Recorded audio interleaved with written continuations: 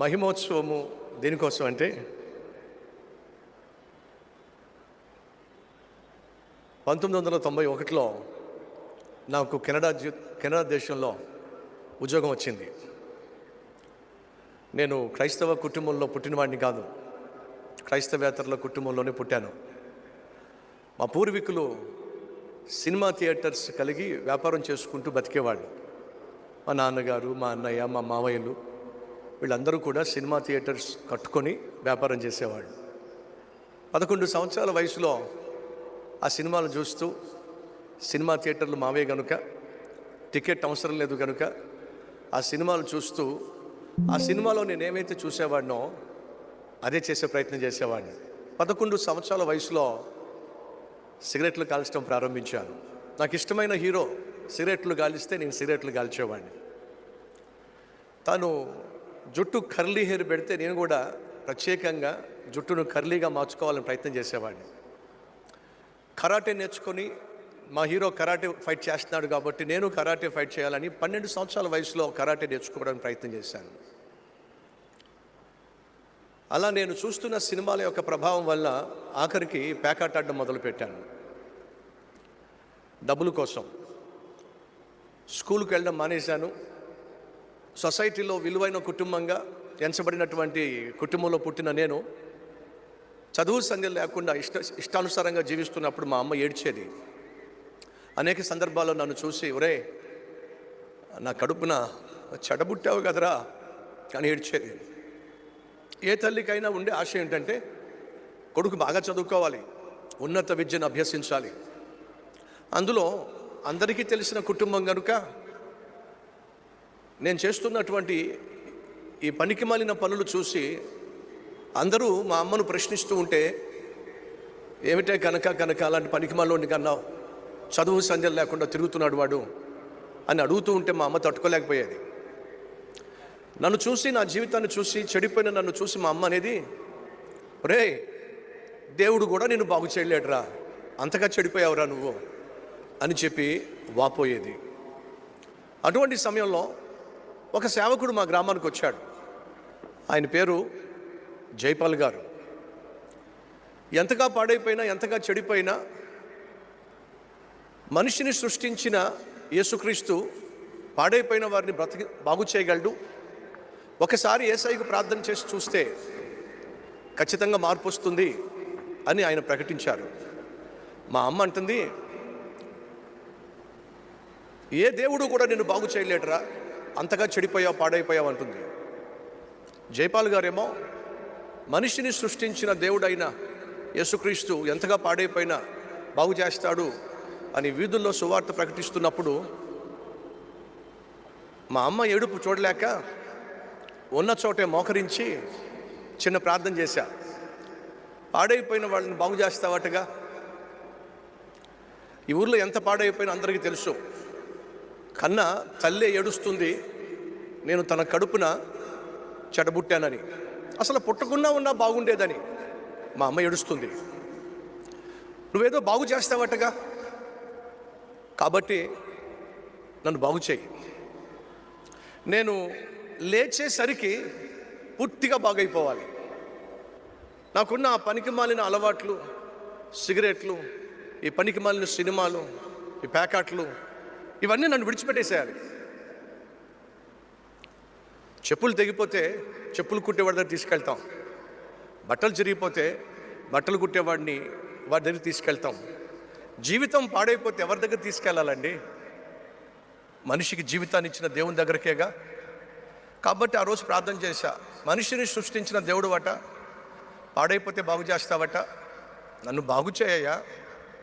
ఏమైందో తెలిసిందండి, నేను ఎప్పుడైతే తిరిగి లేచానో ఆ క్షణమే నా జీవితంలో అద్భుతం జరిగింది.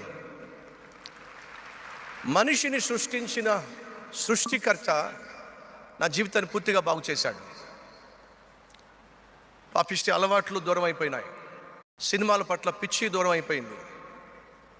నన్ను కన్న తల్లి తండ్రి గర్వించే విధంగా నా జీవితం మారిపోయింది. పిదప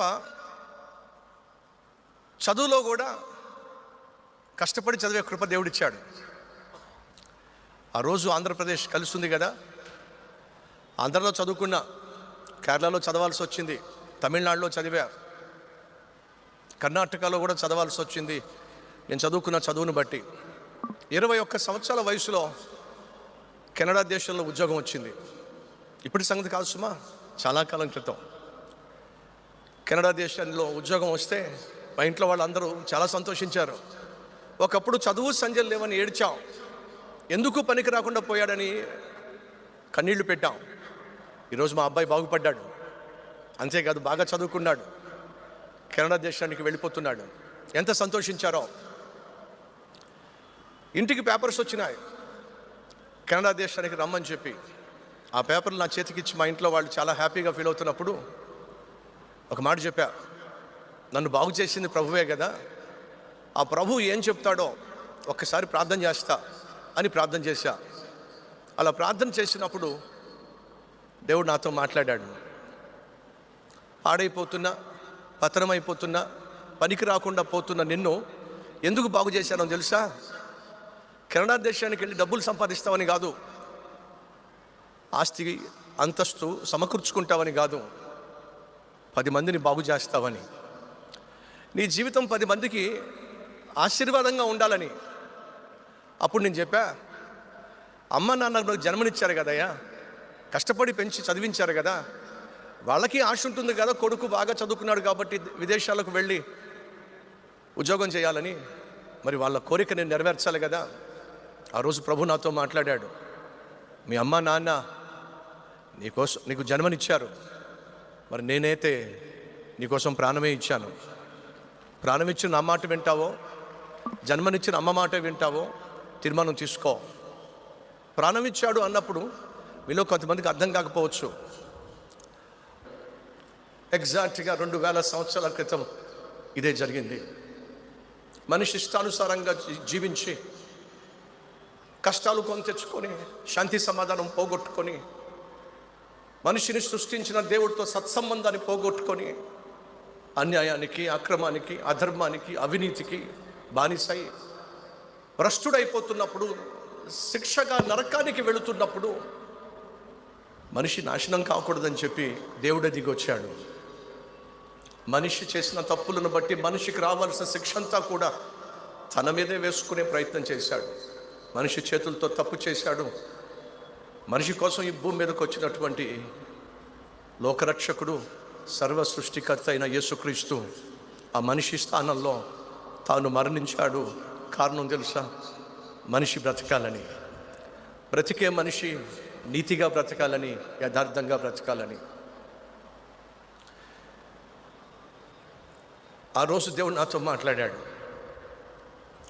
అమ్మా నాన్న మాట వింటావో, నీ కోసం ప్రాణం పెట్టిన నా మాట వింటావో.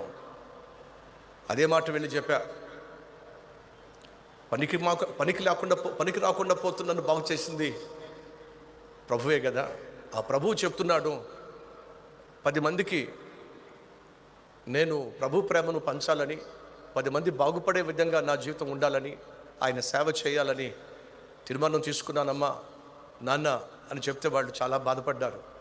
ఒరే, ఈ బైబిల్ పట్టుకుంటే ఇది నిన్ను పోషిస్తుందా? నీ అవసరాలు తీరుస్తుందా? బాగా చదువుకున్నావు, విదేశాల్లో ఉద్యోగం వచ్చింది, బంగారం లాంటి భవిష్యత్తును బజారు పాలు చేసుకొని ఆ బజార్లో తిరుగుతూ బైబిల్ పట్టుకొని సేవ చేస్తానంటావేమిట్రా? కానీ నీ జీవితాన్ని కల్లారా చూసాం, నువ్వు ఎంతగా పాడైపోయావో చూసాం, ఎలా బాగుపడ్డావో చూసాం. 10 మందిని బాగు చేయాలని చెప్పి ఒక మంచి నిర్ణయం తీసుకున్నావు. నీ నిర్ణయాన్ని కాదనలేకపోతున్నావు అని చెప్పారు.